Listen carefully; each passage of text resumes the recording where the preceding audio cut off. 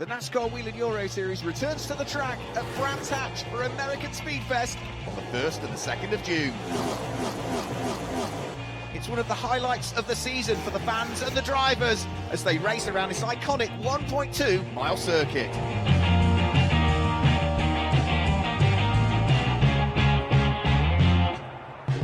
Last year the circuit provided some fantastic bumper-to-bumper, door-handle-to-door handle racing action, some pure racing. Who will claim the win at American Speedfest 7? Who will take maximum championship points?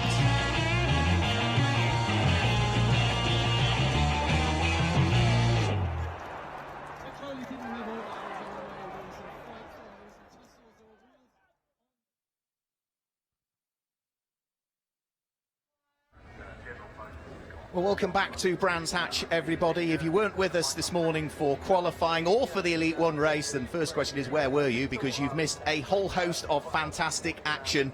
The sunshine is still glorious here at Brands Hatch for the NASCAR Grand Prix of the United Kingdom in this natural amphitheatre, the Brands Hatch Indy Circuit, which really dates back to 1926. A group of cyclists discovered this natural amphitheatre on land belonging to the Brands Hatch farm and initially started to use it for bicycle racing. It opened for car racing in the 1950s, and well, for this weekend, the highlight championship is the NASCAR Whelen Euro Series Elite 2 division that will be heading out onto circuits now. Short circuit, just 1.2 miles or 2 kilometres, and we managed to catch up with one of the drivers in the Elite 2 division. He will be on the grid in this race that will start shortly.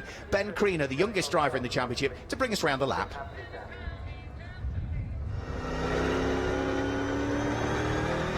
Hi there, I'm Ben Kriener. I'm the driver of the number 33 Chevrolet Camaro in the Elite 2 division. I'm going to be taking you on board a lap of the Brands Hatch Indy Circuit here at the American Speedfest 2019. Coming into turn 1, it's all about being on the left before sweeping into the right. You want to make sure the car is straight, just clip the curb and power early. It's a really, really fun start to this challenging lap. Turn 2 is a nice straight and simple braking zone. Nothing too complicated there, and if you get the corner right, it's really rewarding. Power on it as soon as you can in the exit before straightening the car up again for turn 3. Again, use all the curbs both sides without breaching the limits. Down the back straight, you want to set the car up. You want to run to the right hand side of the track before sweeping in to start the final complex through turns 4 and 5. All the curb on the inside of turn 4 before cutting back again, second gear into turn 5. And it's all about squeezing the power out as much as you can without losing control of your car in the exit. It's a really fun and enjoyable track, and I think NASCAR did a good job choosing this one for my home race, and I can't wait to carry on racing here this weekend.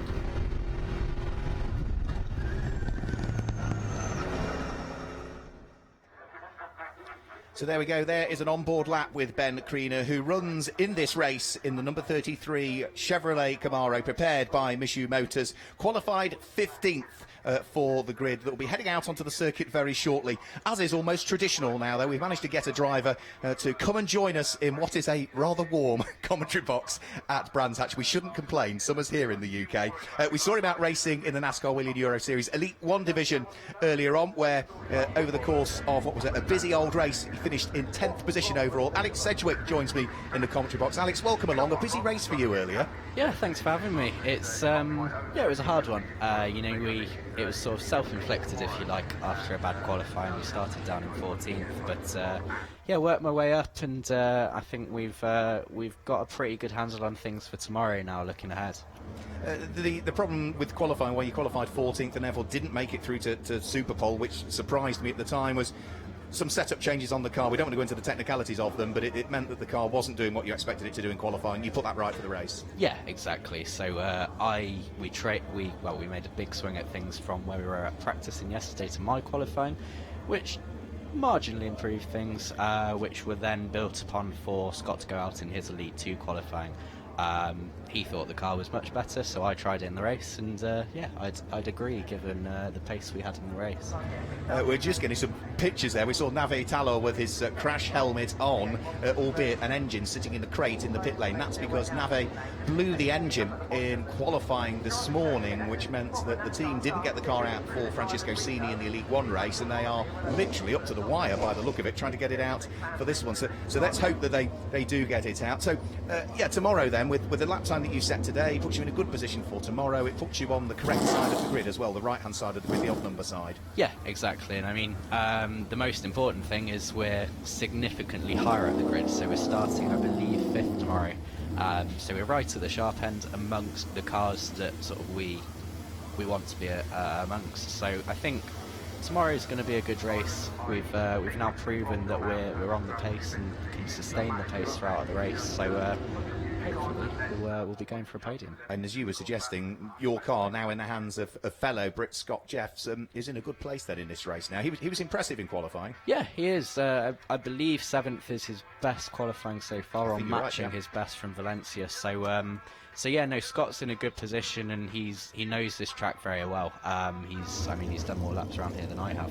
So I think come race time, that will play into his hands also to hopefully move even further up the grid. Do you think this year, Brax, the team that you raced for, running 3 cars in your debut season in the NASCAR Whelen Euro Series, they've gone back to 2 this year. Do you think that means that there's more focus on those 2 cars rather than having to spread the resource across 3? Yeah, for sure. Obviously, I mean, we've got me and Mark in Elite 1, and then Scott and Jerry DeVert, the team owner, in Elite 2. And definitely, I mean, it means it's easier to debrief, it's easier to work through things, and I mean, me and Mark work very well together to get our hands on stuff as well. So it's a whole sort of team effort that, just having the 2 cars just makes it that little bit simpler for sure. And bang on cue, there is the picture of the sister car. Yeah, that is Mark Goosens, who drives that car in Elite 1. Jerry DeVert, who drives it in Elite 2, the team owner for Brax. And we'll see as to how far up the car that can get in the hands of Jerry DeVert, who is hugely experienced. Jerry is 3 times back-to-back Legend champion in the NASCAR Whelen Euro Series. The Legend trophy is for bronze drivers who are aged 40 and above at the beginning of the season. So he's not a slow driver, Jerry. He's also a very calculated driver, I think. He thinks, doesn't he, and sets out what he wants to do and usually achieves it. Yeah, massively. And obviously you can tell that by the success he's had. I mean, if you go back to Franciacorta, he was sat waiting, just waiting to make a move on, I believe it was Hollandaise and Mirko Schultes for a Legend win at Franciacorta. But he'll work the car out in front of him before he does anything stupid, if you like. I think for me, I was talking to him at Valencia for the first few rounds, and it was a new damper and tyre combination at Valencia, and nobody really knew how the 2 were going to work together in what were equally as warm conditions as well, which clearly affects tyre wear. And Jerry in qualifying wasn't bothered about doing a time in qualifying. He was happy to start off the back of the grid, A, to stay out of trouble, but B, to save the tyres. And through the weekend, he just picked people off, and there's nothing they could do. Yeah, for sure. And Jerry's a proper racer, so he prefers the race to qualifying, and he's perfectly happy, like you say, to fight his way through. So we can see that the pom-pom girls are there, ready for round 5 of the 2019 NASCAR Whelen Euro Series, the Elite 2 division, and the cars lining up on pole position. The number 24 PK Car Sport Chevrolet Camaro in the hands of the American driver Andre Castro, qualified on pole position in a time of 49.281 seconds. Now that was Andre Castro's first pole, Alex Sedgwick, but that pole time was quicker than the Elite 1 pole time. It was quicker than, yeah, it's a good effort. And I mean, obviously it's a very short lap here, but it's a hard lap. Only 5 corners, but you have to be perfect at every single opportunity. A 10th here, as we've seen from the results so far, a 10th is 8 to 10 positions. Yeah. So no, he's done a really good job for his first time at Brands. Absolutely. And Florian Venturi, that car there, the number 32 Go Fast car that was driven by Jacques Villeneuve in the Elite 1 division, is in the hands of the Frenchman who has claimed 3 wins so far in the NASCAR Whelen Euro Series Elite 2 career. He is the most winningest driver in Elite 2. This is on the grid this weekend. So that's row 1 of the grid. Row 2 of the grid, number 50. We saw that car being driven right towards the sharp end of the race by Loris Hazeman's in the Elite 1 division. It's now been handed over to the equally as quick Swiss driver Giorgio Maggi, who claimed a win in the first round of the championship at Valencia. So that's the number 50 Hendricks Motorsport Ford Mustang that sits on the inside of row number 2, and alongside there you can see the number 11 car, the Chevrolet Camaro of PK Car Sport, in the hands of, well, he's part of the furniture really, isn't he, within the NASCAR Whelen Euro Series, Freddie Nordstrom. Freddie Nordstrom, who last time he sat in a race car was 12 months ago at this equivalent race meeting. to come back in, blow the cobwebs away, and to qualify fourth in a very, very competitive Elite 2 field is pretty impressive for Freddie. Yeah, not bad, and it shows the calibre of not only Elite 1, but the Elite 2 grid as well. You know, having people like Maggi, Nordstrom, they're all very, very good drivers, and yeah, Nordstrom's done an extremely good job, probably comparable to Andre being on pole in his first time at Brands, to get back in the car after 12 months and be right up there. And let me tell you, he was not happy with fourth. He was very disappointed. He wanted pole. There is number 8, Nikola Retardo. He claimed his first ever NASCAR Whelen Euro Series win in the second of the 2 races at Valencia. He shares the car with Dario Carzo, but he is looking to try and work his way up through the order there. Thumbs up and a wave from Nicolas Retardo. That's the number 8 Racers Motorsport Chevrolet Camaro. And alongside, that is where we see the car, number 9 car of Vittorio Garelli. Now, Vittorio Garelli is classified as a rookie in this championship, but when you have claimed a championship title in Auto GP and have raced in GP2 and GP3, you're not really a rookie, but in terms of NASCAR racing, he is, but a very quick one. Yes, again, it shows the quality of the grid that someone like that in Elite 2 is still not walking it. He's still fighting for it, and obviously he's up there, but he's still got a bit of work to do to get to the front. Yeah, so that's the Racers Motorsports and all Racers Motorsport third row of the grid. On to the fourth row of the grid. It's the blue car, but with the red and the white flashes. You'll recognise that one, Alex. That's yours, isn't it? That's the one. Obviously the Brax Camaro, as you can see, AST, EVP, all over the car. There's some scrapes down the front, Alex, on that front left corner. Where did they come from? They were there way before I got into it. He says with a big smile on his face. Yeah, the cameraman zooming in. Thanks for that.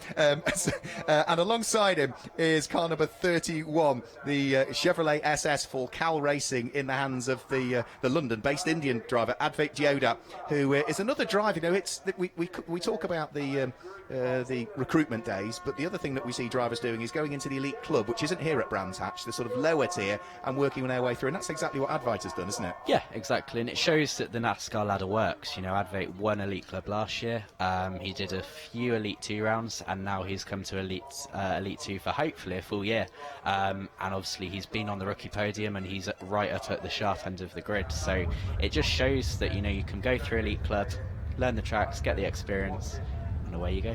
Yeah, we're about 60 seconds away from hearing those infamous words, so we'll get out of commentary so that we can hear from one of our guests down there who is tasked with uttering the words, and then all of a sudden this field of 27 V8 engines will rumble into life here at Brands Hatch. So that gives you Advait Dioda. The next row of the grid we'll quickly go through, which is the number 48, the yellow and red car in the hands of the American Myatt Snyder for Racing Engineering, and alongside it's the white car, but it's got sort of yellow and a lighter green back end, the number 99 car in the hands of the very quick driver Justin Kuntz. So we'll leave it there for the moment, and I think we will hand down to the camera on the grid, because we're about to see one of our VIP guests here at Brands Hatch utter those famous words to get things going on the build-up to round 5 of the 2019 NASCAR Whelen Euro Series, which here at Brands Hatch, once more, we are blessed with the most perfect conditions for what is a slightly shorter race for the Elite 2 division. It is just 30 laps that they will have. We saw 38 for the Elite 1 division. Went green all of the way. Are we going to go all of the way green in Elite 2?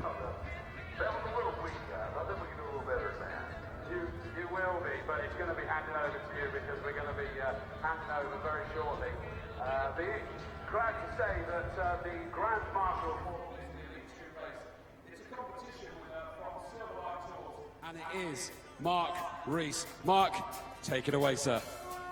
Drivers, start your engines. So the rumbling roar of 400 brake horsepower V8 engines roars into life. But 2 green flag warming up laps to get the tyre temperatures up. That was what you had at the beginning of your race. How vital is it in those 2 laps? Could you not get it done in 1? It's, especially because it's such a short track, it's crucial. I mean, for us, because the temperature is a bit higher, it's not the end of the world. But yeah, as the temperatures drop now, obviously it's starting to cool down. It'll be very important for these drivers to work their tyres hard these 2 laps to get them ready for the start. So you work them hard to get them ready for the start. Sean Holloway was also suggesting that on some occasions you might work them too hard, possibly, and they overheat before the start of the race. Yeah, For sure. I mean, these tyres have a certain operating window, and obviously it's very easy to go outside that. It's also easy to heat up the surface of the tyre, but not necessarily heat up the entire tyre, which is probably even worse, to be honest.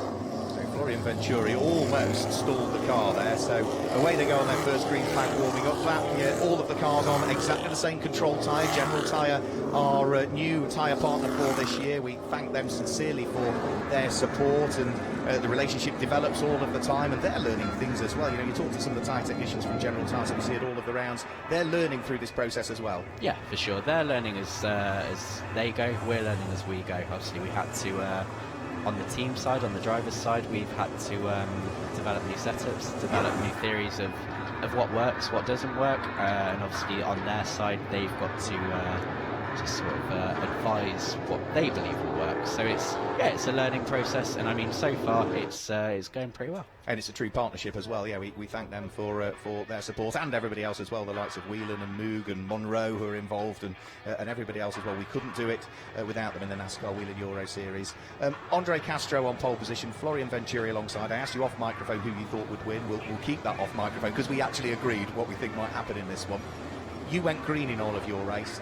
Elite 2 is a very unpredictable division. It wouldn't surprise me if we saw a safety car period. I think there will be one, at least. And obviously that adds another element to the race. You've got a restart. Obviously the field's going to get packed together again, depending on how far into the race it is. So it just adds another dimension that the drivers have to deal with, and hopefully it will all go smoothly. We know what the most important corner is, which is clear ways to get the run down the straight. What's your favourite, Alex? Favourite or one I'm best at? Both then. I like Paddock Hill quite a lot. Obviously, it's so unique with the drop off, and obviously it looks steep on TV. But when you're stood by the track, or walking the track, you don't realise just how steep it actually is. It's very steep, yeah. And there's no feeling like it when you're driving the car to the point where you fall off the cliff, if you like. The feelings you get through the car, that you're fighting it all the way down to the compression at the bottom. It's pretty cool. It's a very satisfying corner to get right as well, isn't it? Yes, it is.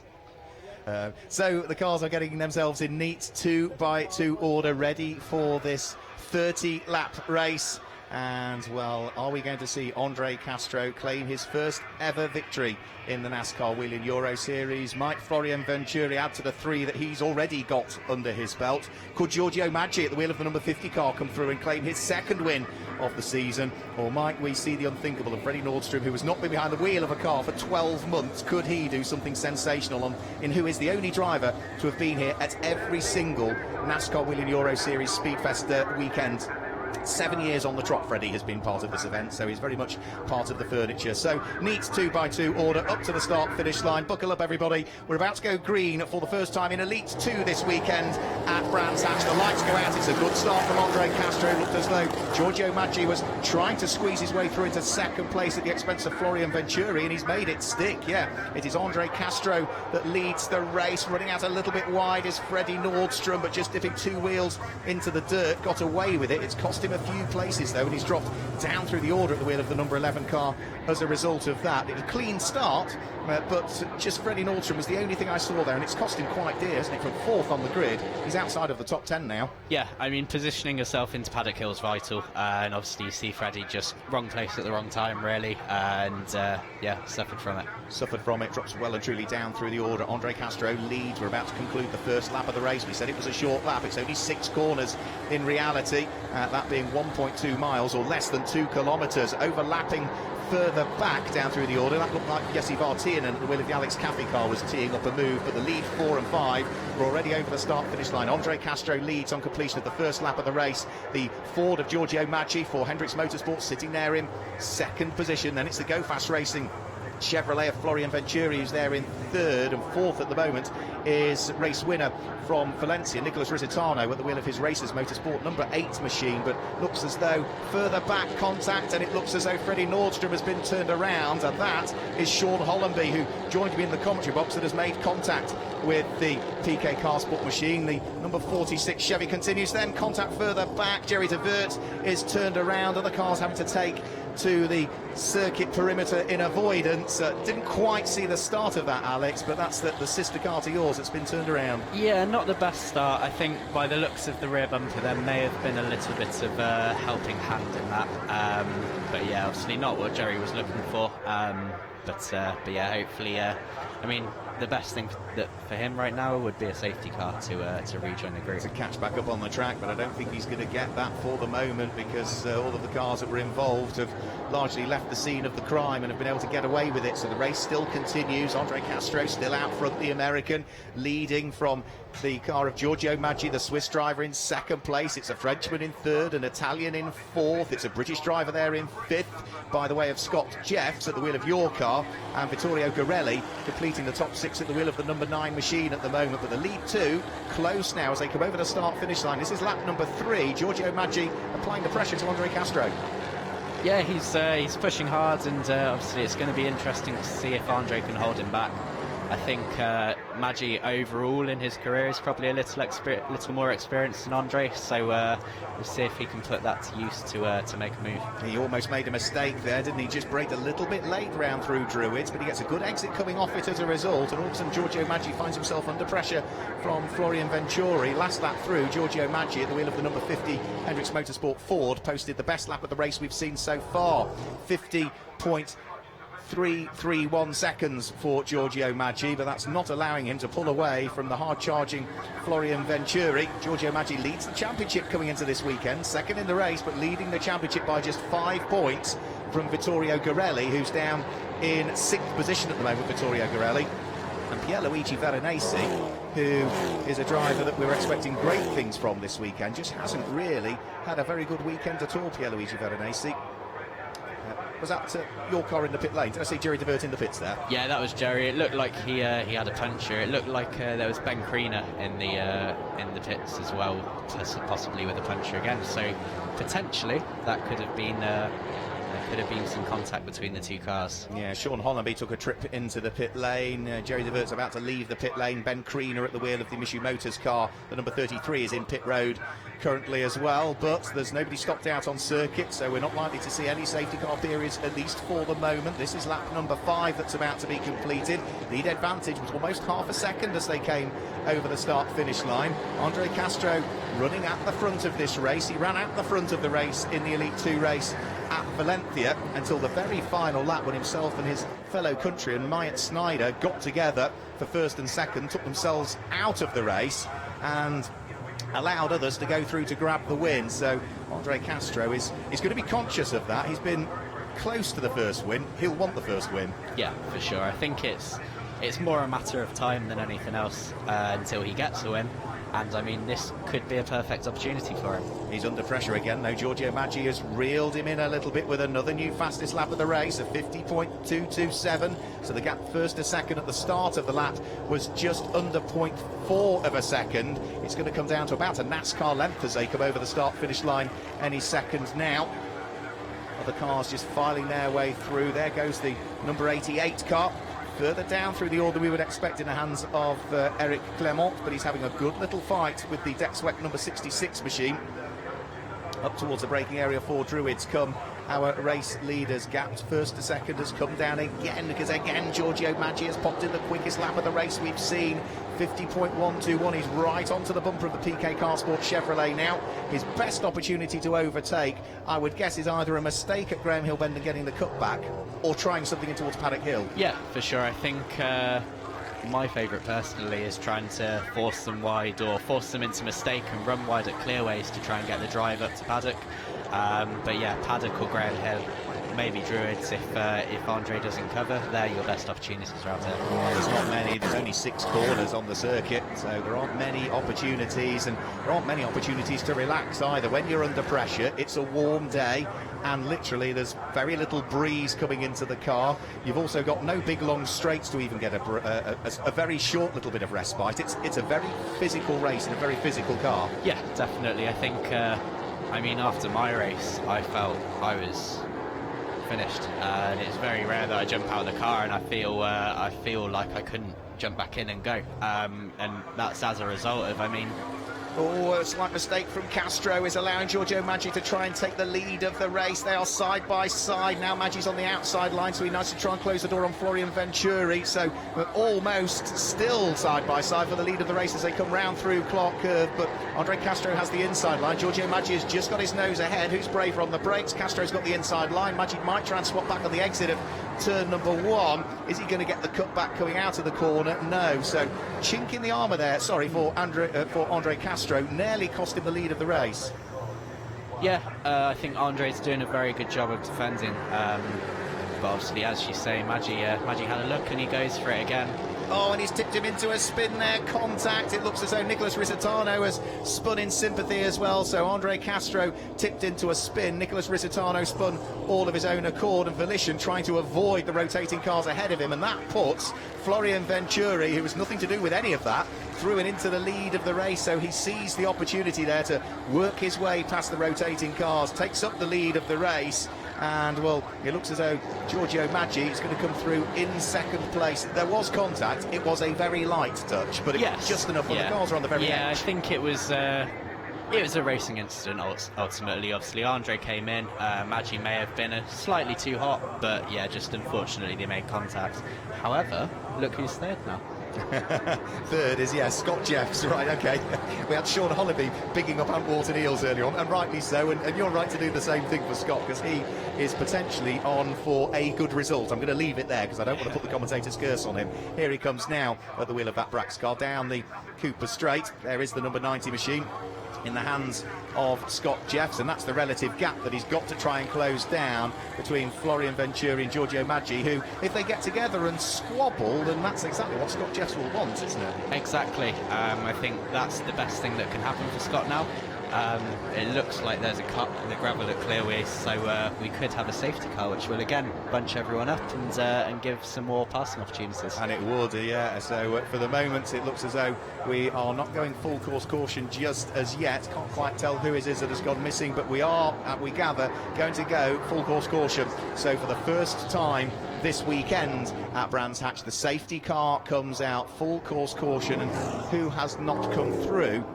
It looks as though it is Matthias Hauer at the wheel of the number 64 Speedhouse Chevrolet SS that has gone off. So the 53-year-old German, who we saw racing in the Elite 1 division last year, didn't see what caused it. We just saw the cloud of smoke and him in the gravel. Yeah, not ideal for Matthias. I think it's a very easy corner. You know, you're right on the edge on entry. It's very easy to lock the rear, and obviously there's no runoff there. So it's wall or gravel. So in a way, he got the best outcome. Yeah, the car's in one piece, isn't it? Yeah, but it's just so close to the very edge of the circuit that the sensible thing to do, throw the caution. Laps will tick away. And then we will get, once the grid is reordered into the lap that they were prior to the safety car coming out, so we will do a bit of reordering. Then we can then get the race underway. So that's going to take, on a short circuit, that's going to take a few laps, maybe, half a dozen laps before we are in a position to go green once more. Yeah, for sure. And obviously, if you think about the drivers as well, you've got a bit of airflow once you're at full speed. Once you're a safety car, it gets nice and hot in the car, so they'll be suffering a bit now. Do you stick your arm out the window a bit just to try and direct some of the air towards your face? Yeah, it helps a bit, but there's ultimately not a huge amount you can do to cool yourself down. Even the safety car, obviously, even though you're not working quite so hard, you feel the heat a lot more for sure. Yeah, it's sort of that. The fact that your concentration, you're concentrating on different things when you're racing, and all of a sudden, you feel the effects of the heat. Looks as though the number 46 of Sean Hollandaise coming back into pit road, which is an enormous disappointment for him. His home NASCAR Grand Prix, being a British driver, but being very much a local lad as well. He owns and operates AMD Tuning, who are based at Dartford, which is just a few miles up the road, a Bromley lad. So it's very much racing in his back garden. So Florian Venturi, the number 32 Go Fast racing car, leads under full course caution here at Brands Hatch from the number 50 car of Giorgio Maggi, who is the leading rookie that we've got in the field as well. So he is looking for a rookie trophy win, potentially, if he can stick where he is. But the car behind him, that is third, Scott Jeffs, is also a rookie into this championship, as is the car in fourth place, which should be Vittorio Garelli at this stage. Yeah, there's a lapped car of Jerry Zavert in between them, so that's something that will need shuffling through the order. We've also got rookies in 5th place. Myatt Snyder, where's he come up from on the grid? From 9th on the grid, so he's worked his way up quietly through the order. Another rookie in 6th place, Advent Dioda. Andre Castro, who was tipped into the spin, is still there in 7th. Guess what? He's a rookie. In 8th place, you'll never guess, we've got another rookie, which is Jesse Vartian, and 9th place, it's a rookie, which is Lassie Sorensen. So the only drivers inside the top 10 that aren't rookies is the one that's leading, Florian Venturi, and the one that's in 10th, which is Nikola Retardo. We were talking about quick rookies, case in point. Yeah, kind of says it all, really. I mean, obviously they're rookies to NASCAR, but it shows that, you know, you can come in your first year and you can still be very competitive. It shows the talent of them to start off with, that you know, they've adapted well, they've adapted quickly to the car. In Scott's case, he's had an excellent driver coach. Who might that be? Some guy called Alex. Oh, right, Alex Sedgwick. That's the one. But yeah, I mean, it really goes to show that, you know, you work to adapt to the car, but you don't have to have years and years of practice, if you like, to develop. It looks as though the number 54 will be the only car that will get the free pass, which is Ariana Casoli. So she is the driver that is going to get the free pass and get herself back onto the lead lap. I noticed that Freddie Nordstrom has also come into the pit lane as well and parked, I think, now the number 11 car. So it's another car that, very sadly, I don't think we're going to get the result that we were looking for at this stage. One thing we also ought to say is leading the Legend Trophy. Now remember, the Legend Trophy is for drivers, bronze-graded drivers 40 and over that race in the Elite 2 division. Leading that at the moment is the number 70 Mishi Motors car, and the man that owns the team, Mirko Schultes, down in 16th position. Yeah, Mirko's leading. Obviously, Jerry's also in the Legend Trophy, my team owner. He's not had the best race so far, but there's been a bit of attrition with Sean Hollandaise and Matthias Hauer. Obviously, both legends who, unfortunately, are seemingly out the race. So, especially with this safety car now to bring everyone back together, it'll be interesting to see if the order changes there as well. Yeah, at the moment, Jerry is 1, 2, 3, 4, 5th in the Legend Trophy. It doesn't show it on the screen that we're looking at in front of us because Mirko Schultes leads it. Eric de Donker is 2nd in the Legend Trophy, down in 18th place. Ian-Eric Varden is eligible for the Legend Trophy, down in 20th position. Ariana Casoli has just got the free pass, and she is the next one, and then it's Jerry. So yeah, he's sort of 5th. So he's still got a chunk of work to do, and those laps that he lost early on, he's more reliant on retirements, isn't he, ahead of him? Yeah, for sure. I think it'll be a case of get some laps in and, you know, obviously hope for some attrition for Jerry. But it's all practice for tomorrow. It's all very good practice for tomorrow, where weather conditions are due to be identical to today, so it's going to be a rather warm day. So I think we have got Ariana Casoli now with the free pass, so she has been waved by and is now trying to work her way around to catch up on the pack. We've also got, I think, who was that that's just come back in pit road? I think that was Freddie Nordstrom again. No, number 78 now is coming down pit road, which is Jerry Zavert. So as he's lapped, he's going to enter pit road and come back out onto the circuit so that everybody can pass. And then that gets him back to the back of the queue and puts him in the correct position, because if you recall, he was after Scott Jeffs before Vittorio Garelli, wasn't he, in the queue? So he was about 4th in the queue, so that puts Jerry to the back of the pack. So we're not that far away from the reordering being done, I wouldn't have thought. Once Jerry Zavert, that is, at the wheel of the Brax Ford Mustang, gets to the back of the pack, Ariana Casoli catches the pack, then we are almost there. Wouldn't surprise me, could be the end of this lap, might be the end of the lap after, but we're not that far away from going green now, are we? We're on lap number 16. Yeah, either way there'll be a restart soon, and it's going to be interesting to see what happens. Obviously Venturi now has the lead. We'll see if Maggi's able to catch and pass as he was trying to do with Andre, or if Venturi drives away. How difficult is it on the starts, and in particular the restarts as well? They say safety car breeds safety car breeds safety car, but Paddock Hill Bend is not the easiest. You know, the car unloads midway through the corner, and if you're in 2nd or 4th or 6th, you're on the outside heading up towards that corner. Yeah, it's hard work. I mean, to be honest, in the front rows, as I found last year, sometimes outside is better. because if you make it through Paddock Hill, as you get up to Druids, the inside line seems to stack up, and you can make quite a bit of ground up around the outside. The issue with that is at Paddock you feel like you have all the space in the world, and the track suddenly gets very narrow as you come out of Druids, so you might see a couple cars being pushed out onto the grass and obviously fighting for position, so it'll be interesting to see. Yeah, it's a brave move, isn't it, around the outside at Druids, and hoping that the driver doesn't run you wide on the exit of the corner and you bounce across the grass and lose all of the hard work. But if you keep your foot in, it then gives you the inside line for the next corner, which is the first left-hander that we have here at Brands Hatch, which is Graham Hill Bend. So weaving from side to side, trying to maintain temperature in these control general tyres that all of the cars run. There is the number 31 car of Advait Dioda. Out front is the number 32 that leads the race in the hands of Florian Venturi. Confirmation from race control that the lineup is okay, we gather. So safety car will be hopefully able to get them into 2x2 order on the next lap. Doesn't look as though it's happening this time through, so we will see the safety car hopefully get him into 2x2 order next time through, and that indication you'll have heard it in the briefing, because you didn't have a safety car in your race. It's the exit of turn number 3, isn't it, where the order is given? Yes, that's right. So they'll line themselves up on the Cooper straight, on the back straight here at Brands, obviously ready to head around clearways and up to the green flag.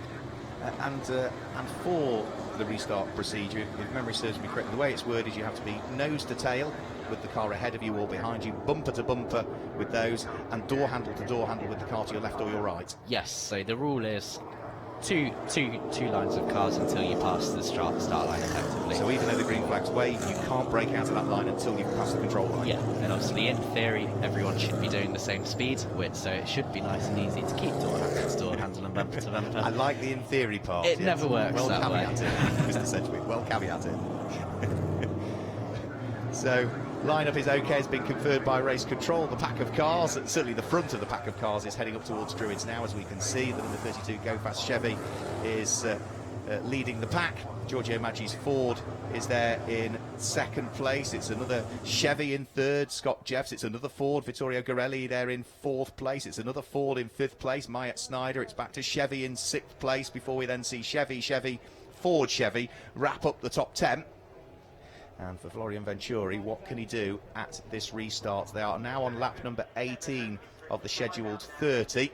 Looks as though the number 11 of Freddie Nordstrom is coming back out of pit road again. He might be 5 laps off the lead, but it's looking as though he's going to continue circulating and seeing whether he might be able to pick up a few more places at the expense of others. So side by side, ready to go. This is the first safety car restart we've had all weekend so far, because the Elite 1 race went green all of the way. The offer Matthias Hauer brought out this first safety car in the Elite 2 race, and now with some 12 laps to go, we can see, as Alex suggested, that line of 2x2, bumper to bumper with the car ahead of you, our nose to tail with the car behind you, and 2 rows. And when the green flag flies, they have to stay in that until they reach the control line. It's a good start, isn't it, from Florian Venturi, who gets the jump on Giorgio Maggi, but Giorgio Maggi is able to cover off any attack from behind, so he hangs on to second place. Scott Jeffs looking to try and hang on to third, but it looks as though Vittorio Gorelli has got the better restart and is going to grab third place away from Scott Jeffs, and he might lose out to Advait Dioda as well there, up towards the area. All right, and Myatt Snyder's turned round up towards the area of Druids, I was going to say, but Myatt Snyder's Racing Engineering number 48 is sideways in the middle of the circuit. Didn't quite see what happened. There was a bit of bumping and boring on the way into the corner, but it looks as though, Alex Sedgwick, they've largely all got away with that. Yeah, again, I think most likely there it's a case of the track narrows up and there's too many cars fighting for one spot. And, well, for Scott Jeffs, what did he do wrong? He was third. I think he's down to fifth, is he now? I think not necessarily anything wrong. I think it was just a very, very good restart from Gorelli. He held the line round the outside, and obviously running down the hill, he got enough of a run to be able to clear Scott. He did hang on to fourth, Scott Jeffs, in the end. Advait Dioda was not able to capitalise on it and thread his car through either, so it is just the one place lost at this stage, but it's a podium. We now see the number 32 car leading the race, but news reaches us that Giorgio Maggi in second position has been given a drive-through penalty for avoidable contact with Andre Castro. That's the decision that's been made for the clerk of the course. It's not for us to judge that decision, but The one thing we can be sure of, Alex Sedgwick, is that that is going to be a bitter pill to swallow, isn't it, for Giorgio? Yeah, for sure. I mean, it is what it is at this point. But for Maggi, it's going to be a case of trying to get a good lap in now for the grid tomorrow. And unfortunately, the contact hasn't sort of done either of them a favour, has it? Because it's dropped Andre Castro down to 6th place. That will become 5th once we get the drive-through. But yeah, it's not the result that either of them would have wanted. They've got the pace. And here's Andre Castro. Is he going to squeeze through? He gets a good move up the inside of Advecchioda and works his way through. Fantastic stuff for the number 24 in the hands of the American. Place gained. That puts him up to 5th on the road now, and he should inherit 4th once Maggi serves the drive-through. Yeah, for sure, and that was a good move, sort of textbook Brands Hatch, really. You know, you get a good run off paddock and fire it down the inside for Juris. Fire it down the inside, and for a split second Advecchioda thought about turning in, but then realised that, yeah, the contact would have been inevitable, so did the sensible thing. Giorgio Maggi heads down pit road this time through to serve the drive-through penalty. So over the start-finish line come the rest of the cars. 22 laps will be completed at the end of this one that they have just started. And of course Maggi, you can see him tumbling down through the order. He's got to stick to the pit lane speed limit as well, so he can't just nail the car through the pits. He's got to stay to the regulatory limit, and as he comes out and over the start finish line, that is going to drop him down to something like 21st position. That as good as ruins any result he was hoping for. Yeah, I mean, like I said, today means that's kind of a write-off. However, obviously he'll have to regroup for tomorrow. And would you believe it, we've just seen Giorgio Maggi suffer a drive-through because of the contact he made with the number 24 car. The number 24 car, Andre Castro, has got a drive-through penalty. He made contact with the number 48 of Myatt Snyder. Now remember, they had contact and took each other out at Valencia at the first round, and it would appear that Andre Castro has been deemed to be the culprit. We can't really say much about that because we only saw the tail end of it. What we can say is that Vittorio Garelli is now for 3rd place, coming under big pressure from Scott Jeffs. He's looking one way, he's looking the other. He's got Andre Castro right behind him, who must serve the drive-through at the wheel of that largely silver and black and day-glow Chevy. Advecchioda's having a good run as well. And then, watch out, wow, I can't believe it. He started off the back of the grid because there were problems in qualifying. Number 66, Lasse Sorensen, at the wheel of the deck sweat machine, has caught up with this pack. I was hugely impressed with Lasse Sorensen at Franciacorta, and I am now even more impressed because what a performance from the Dane. He's going to try and pick off the yellow car ahead of him of Advecchioda. Where's he come from? That is a very good question. Yeah, he's done good. Obviously, he's racing in Elite 1 as well. But yeah, it's a very good drive on a track that's hard to pass on, to come from what 27th to currently P5. So Advecchioda looking to try and hang on to the place. He gets a little bit sideways coming out of Druids, which might be the opportunity that Lasse Sorensen is looking for. He breaks, he's got the inside line. Dioda sees him coming side by side through turn number 3, but he goes through and grabs the position. Another place gained by the 22-year-old Dane, and that is now going to potentially put him right up through the order. Yeah, for sure. Obviously, he just keeps moving on and on. We saw in the background there Risitano and the 77 car of Hamburg off on the grass. So not sure what happened there, but yeah, some places to be gained further in the field as they recover. Lasse Sorensen is coming here. Scott Jeffs will see that there's a different coloured car in his mirror. He's more focused at the moment on attacking the car ahead. Into the pit lane comes one of the cars that you said was off and on the grass, Freddie Hamburg, who've seen racing in Swedish V8 Thunder cars. Heads into the pit lane with a left front puncture on that car. The fight that we're concentrating on at the moment is for what is 2nd and 3rd position. Right, and there is an issue, a visibility issue. That's not quite going to aid the driver's cause, is it? A mixture of visibility and drag. Yeah, I mean, that's not ideal. That is going to marginally slow his pace. So yeah, I think it's better off that he's in the pits to get that looked at. Poor old Ben Creaner that was, that's headed down pit road. Vittorio Garelli is trying here. You can see the tail end of the car moving around as he tries to pick up the pace and prevent Scott Jeffs from putting him under more pressure. Scott Jeffs now in the wheel of the number 90 car, needs to watch his mirrors because Lasse Sorensen is on his way here. So the race leader getting away. It's the fight for 2nd, 3rd and 4th that is very much up for dispute. Advecchioda has just dropped off the tail end of that little fight at this stage, but if they all squabble, he'll soon catch up. Is Lasse Sorensen going to try anything on Scott Jeffs here at turn 3? No, not quite. Scott Jeffs gets cleanly off the corner and is just able to keep his nose ahead. It's all to do now with getting off the corners quickly, isn't it? Yeah, definitely. It's quite an interesting battle because it looks like they're all good in different parts of the track. You know, Scott's good coming out of paddock. He gets a big run into Druids. Lasse looks like he's good at Graham Hill, and then Garelli gets a nice run onto the front straight. So I think it's going to be a case of who blinks first and who makes a mistake first, really. Well, let's hope that they all survive as well, because we're now on to lap number 27 of the scheduled 30, and the cars for second, for third and for fourth are all together. And let's not forget, this isn't just for second, third and fourth, this is for first, second and third and fourth in the rookie podium as well. So it is very much all up for dispute. Florian Venturi getting away. He's already had 3 NASCAR career wins. Vittorio Garelli would desperately like to stand on the top of the rookie podium if he can. Any chance for a win is slowly evaporating, but what a fantastic fight that they are having at this stage. And well, if you are at the back of that train, Advait Dioda, do you push or do you just wait and see if there is a mistake ahead of you? What would you do if you were fourth in that queue? I think at this point it's worth pushing. You know, there's only 2-3 laps to go, so you're not going to take too much more out of your tyres. Obviously, if he feels like he's faster, then it's worth going for the move.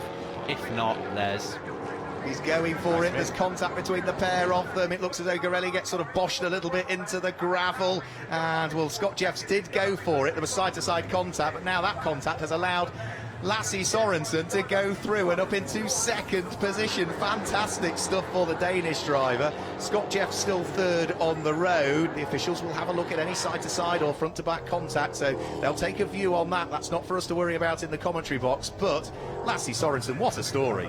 Hero is, yeah, very, very good drive. Like I said earlier, you know, it's a hard track to pass on, as we've seen by the amount of contacts by people trying to get passes done, and so to come from 27th up to second is pretty good.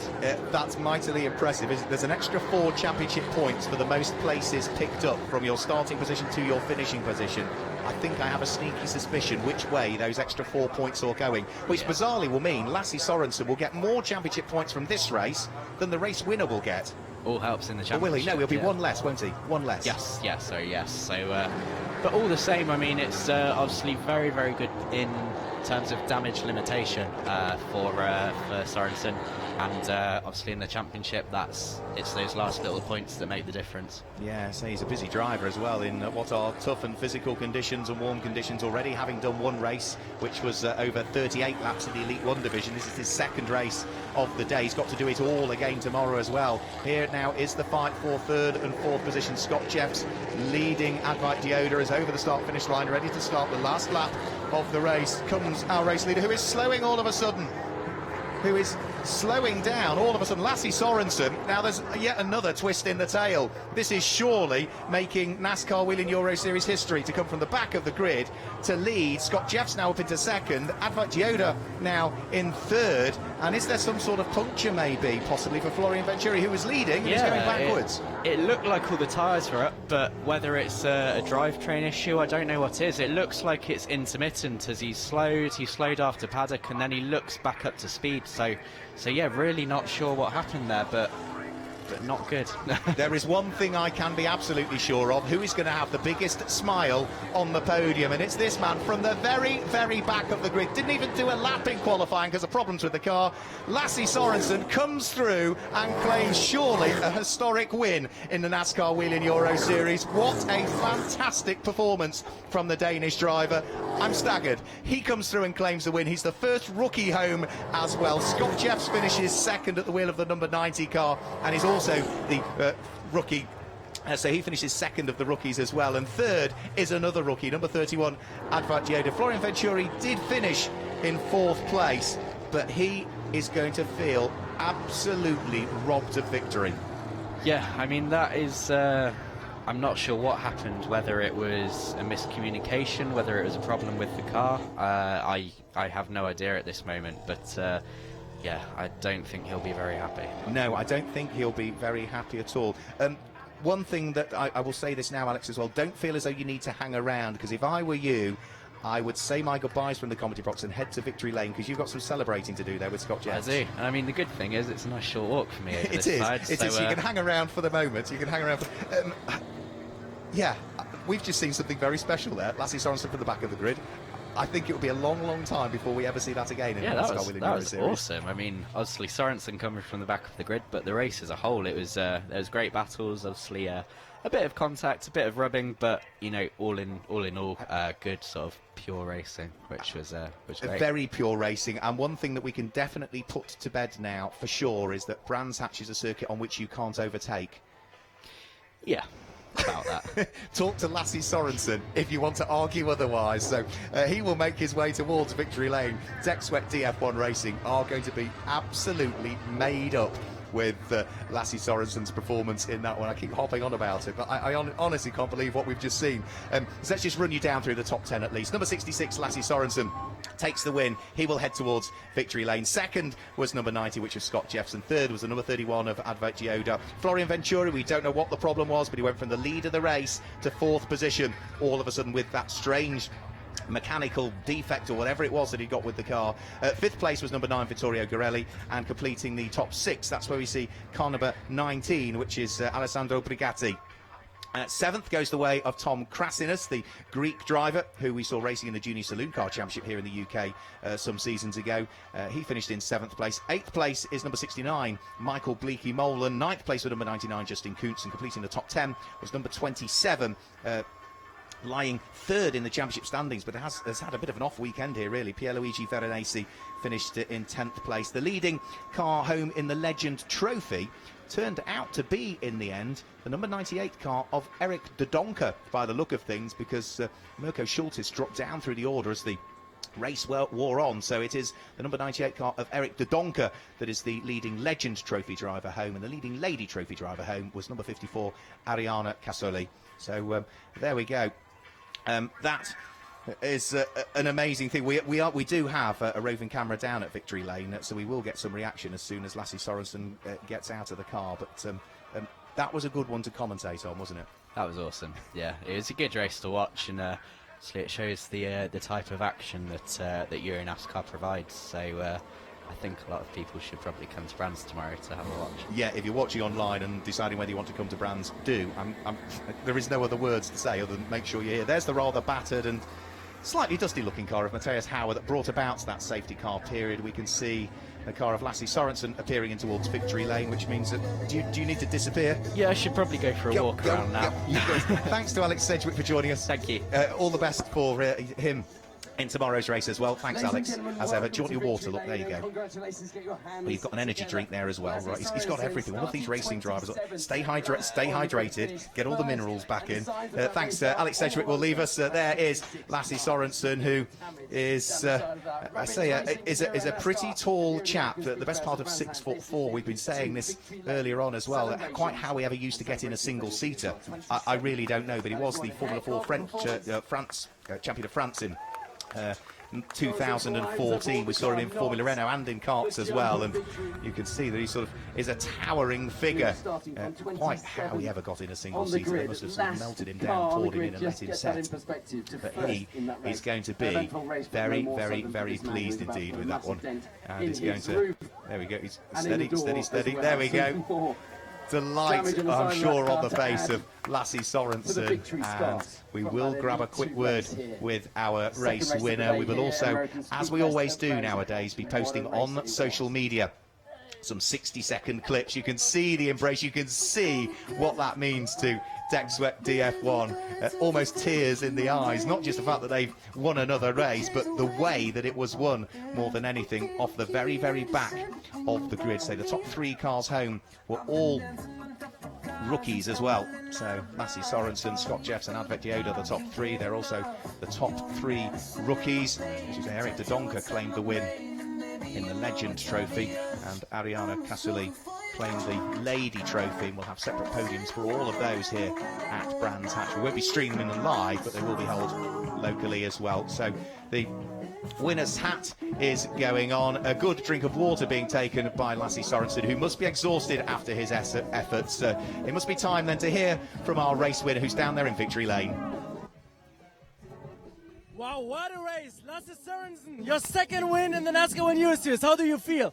Oh, that was an amazing one. Starting 27th and then fighting my way all the way up there. Outside, inside, overtaking in every corner nearly.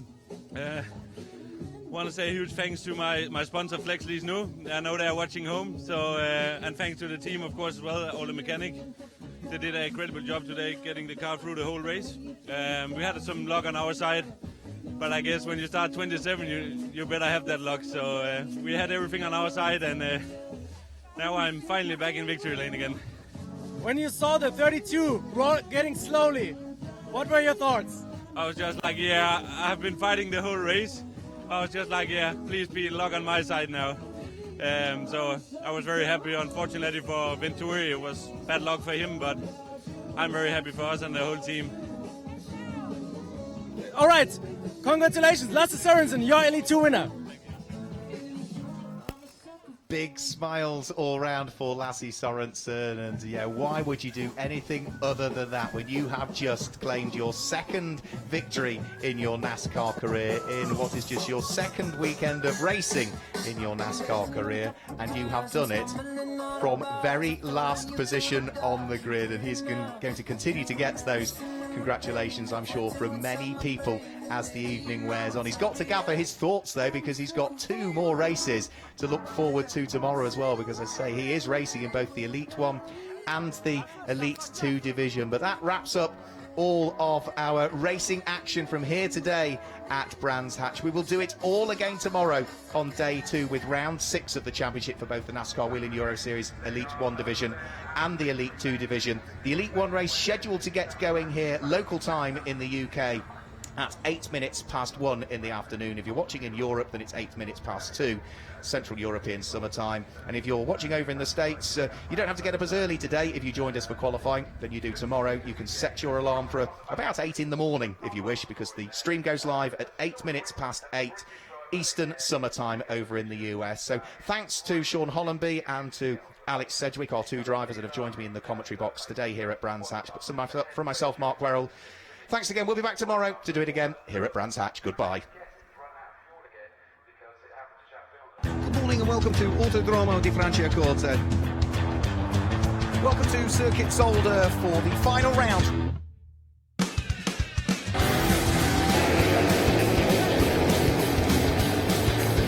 It's all very tight up towards turn 1. Oh, it's close and there's contact. They're side by side.